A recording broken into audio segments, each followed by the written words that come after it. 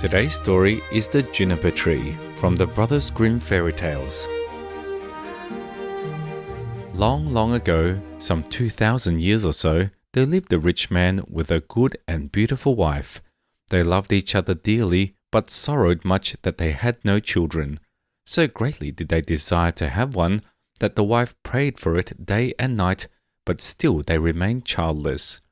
In front of the house there was a court, in which grew a juniper tree. One winter's day, the wife stood under the tree to peel some apples, and as she was peeling them, she cut her finger, and the blood fell on the snow. "Ah," sighed the woman heavily, "if I had but a child as red as blood and as white as snow." And as she spoke the words, her heart grew light within her, and it seemed to her that her wish was granted, and she returned to the house feeling glad and comforted.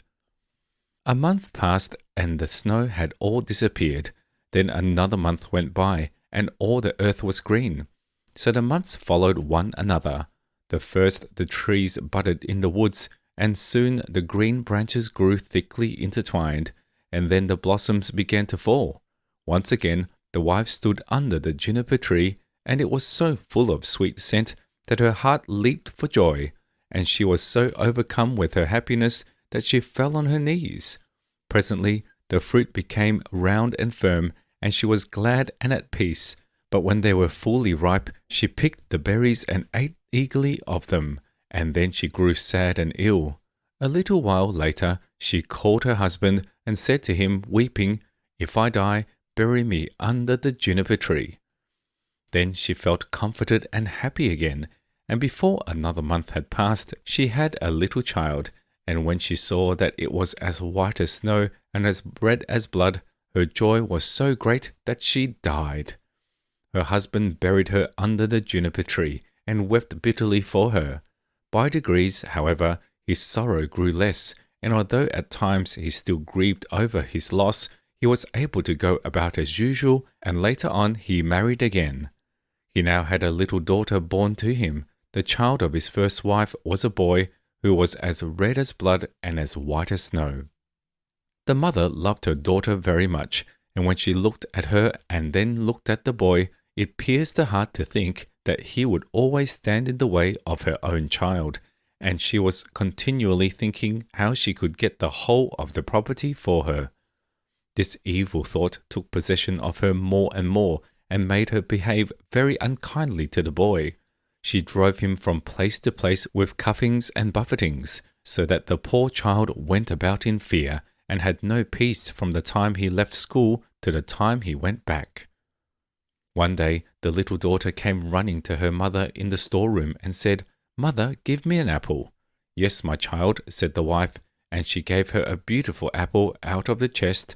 The chest had a very heavy lid and a large iron lock. "Mother," said the little daughter again, "may not brother have one too?" The mother was angry at this, but she answered, "Yes, when he comes out of school." Just then she looked out of the window and saw him coming, and it seemed as if an evil spirit entered into her, for she snatched the apple out of her little daughter's hand and said, "You shall not have one before your brother." She threw the apple into the chest and shut it too. The little boy now came in, and the evil spirit in the wife made her say kindly to him, "My son, will you have an apple?" But she gave him a wicked look.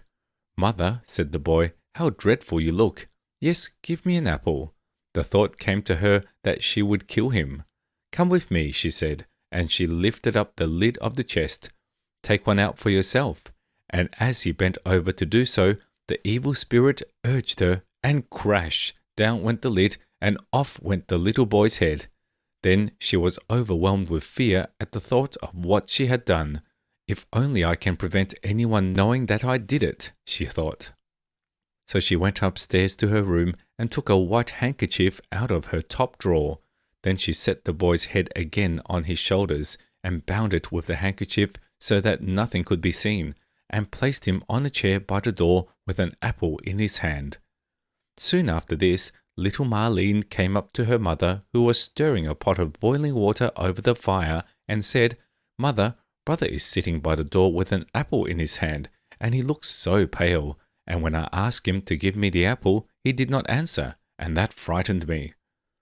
Go to him again, said the mother, and if he does not answer, give him a box on the ear.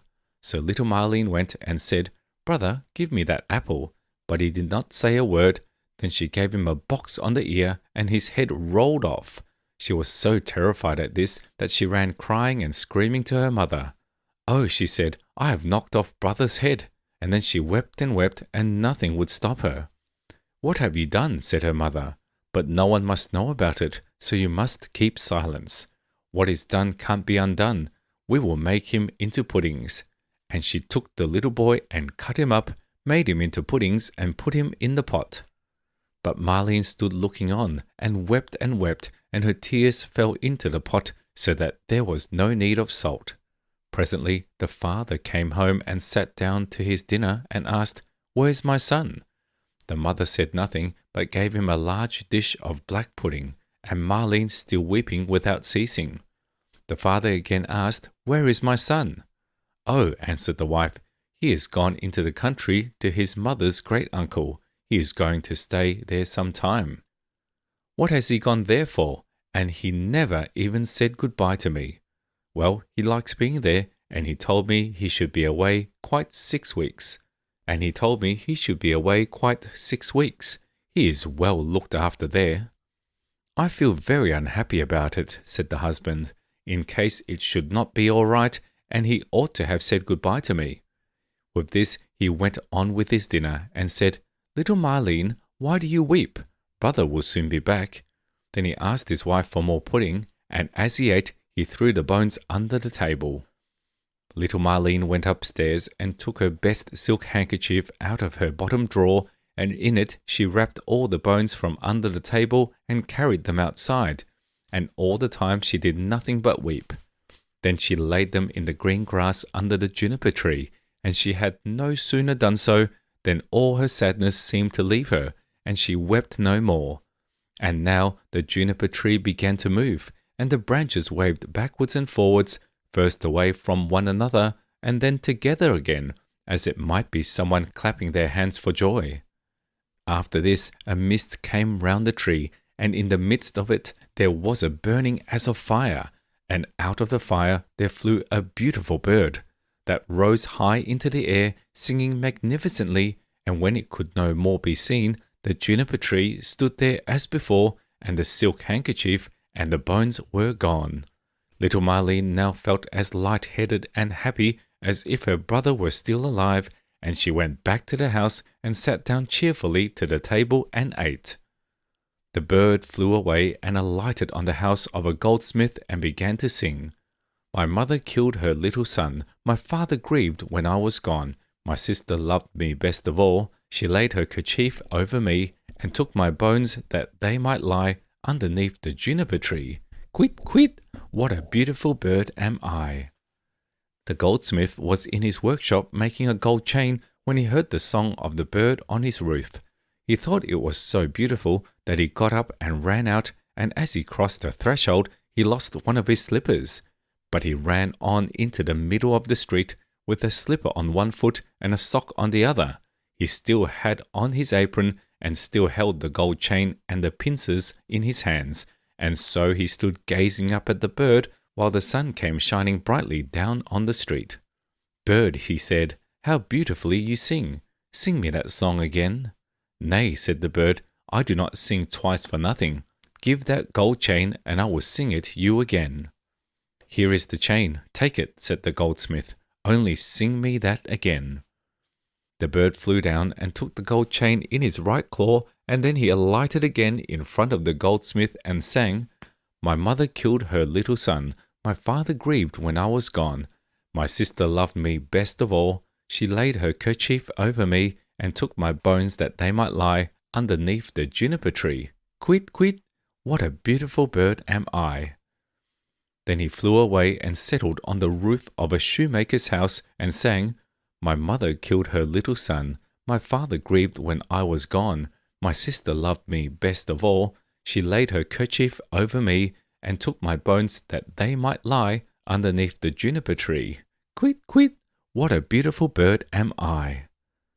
The shoemaker heard him and he jumped up and ran out in his shirt sleeves and stood looking up at the bird on the roof with his hands over his eyes to keep himself from being blinded by the sun.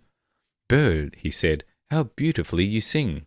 Then he called through the door to his wife, "Wife, come out. Here is a bird. Come and look at it and hear how beautifully it sings." Then he called his daughter and the children, then the apprentices, girls and boys, and they all ran up the street to look at the bird and saw how splendid it was with its red and green feathers and its neck like burnished gold and eyes like two bright stars in its head. "Bird," said the shoemaker, "sing me that song again." "Nay," answered the bird, "I do not sing twice for nothing. You must give me something." "Wife," said the man, "go into the garret. On the upper shelf you will see a pair of red shoes. Bring them to me." The wife went in and fetched the shoes. "There, bird," said the shoemaker, "now sing me that song again." The bird flew down and took the red shoes in his left claw, and then he went back to the roof and sang, "My mother killed her little son. My father grieved when I was gone. My sister loved me best of all. She laid her kerchief over me, and took my bones that they might lie underneath the juniper tree. Quit, quit, what a beautiful bird am I." When he had finished, he flew away. He had the chain in his right claw and the shoes in his left, and he flew right away to a mill, and the mill went click-clack, click-clack, click-clack. Inside the mill were 20 of the miller's men hewing a stone, and as they went hick-hack, hick-hack, hick-hack, the mill went click-clack, click-clack, click-clack. The bird settled on a lime tree in front of the mill and sang, "My mother killed her little son." Then one of the men left off. "My father grieved when I was gone." 2 more men left off and listened. "My sister loved me best of all." Then 4 more left off. "She laid her kerchief over me, and took my bones that they might lie." Now there were only 8 at work. Underneath, and now only 5, the juniper tree, and now only 1. Quit, quit, what a beautiful bird am I. Then he looked up, and the last one had left off work. "Bird," he said, "what a beautiful song that is you sing. Let me hear it too. Sing it again." "Nay," answered the bird, "I do not sing twice for nothing. Give me that millstone, and I will sing again." "If it belonged to me alone," said the man, "you should have it." "Yes, yes," said the others, "if he will sing again, he can have it." The bird came down, and all the 20 millers set to and lifted up the stone with a beam. Then the bird put his head through the hole and took the stone around his neck like a collar and flew back with it to the tree and sang, "My mother killed her little son. My father grieved when I was gone. My sister loved me best of all. She laid her kerchief over me, and took my bones that they might lie underneath the juniper tree. Quit, quit, what a beautiful bird am I."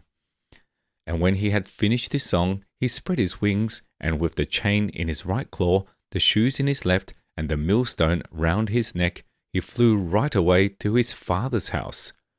The father, the mother, and little Marlene were having their dinner. "How light-hearted I feel," said the father, "so pleased and cheerful."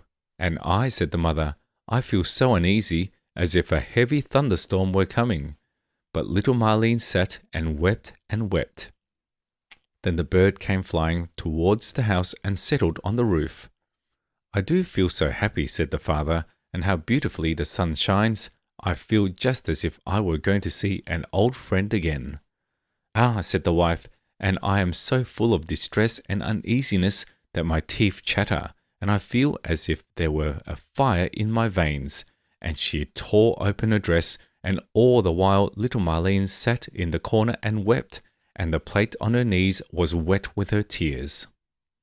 The bird now flew to the juniper tree and began singing, "My mother killed her little son." The mother shut her eyes and her ears that she might see and hear nothing, but there was a roaring sound in her ears like that of a violent storm, and in her eyes a burning and flashing like lightning. "My father grieved when I was gone." "Look, mother," said the man, "at the beautiful bird that is singing so magnificently, and how warm and bright the sun is, and what a delicious scent of spice in the air." My sister loved me best of all. Then little Marlene laid her head down on her knees and sobbed. I must go outside and see the bird nearer, said the man. Ah, do not go, cried the wife. I feel as if the whole house were in flames. But the man went out and looked at the bird. She laid her kerchief over me and took my bones that they might lie underneath the juniper tree. Quit, quit, what a beautiful bird am I. With that the bird let fall the gold chain, and it fell just round the man's neck so that it fitted him exactly. He went inside and said, See what a splendid bird that is. He has given me this beautiful gold chain, and looks so beautiful himself. But the wife was in such fear and trouble that she fell on the floor, and her cap fell from her head. Then the bird began again. My mother killed her little son. Ah me, cried the wife, if I were but 1,000 feet beneath the earth, that I might not hear that song. My father grieved when I was gone. Then the woman fell down again as if dead. My sister loved me best of all. Well, said little Marlene, I will go out too and see if the bird will give me anything. So she went out. She laid a kerchief over me, and took my bones that they might lie. And he threw down the shoes to her. Underneath the juniper tree, quit, quit, what a beautiful bird am I. And she now felt quite happy and light-hearted. She put on the shoes and danced and jumped about in them. I was so miserable, she said, when I came out, but that has all passed away. That is indeed a splendid bird, and he has given me a pair of red shoes. The wife sprang up, with her hair standing out from her head like flames of fire. Then I will go out too, she said, and see if it will lighten my misery, for I feel as if the world were coming to an end. But as she crossed the threshold, crash! The bird threw the millstone down on her head, and she was crushed to death. The father and little Marlene heard the sound and ran out, but they only saw mist and flame and fire rising from the spot, and when these had passed, there stood the little brother, and he took the father and little Marlene by the hand. Then they all three rejoiced, and went inside together, and sat down to their dinners and ate. We hope you enjoyed the story. Subscribe for more. See you next time.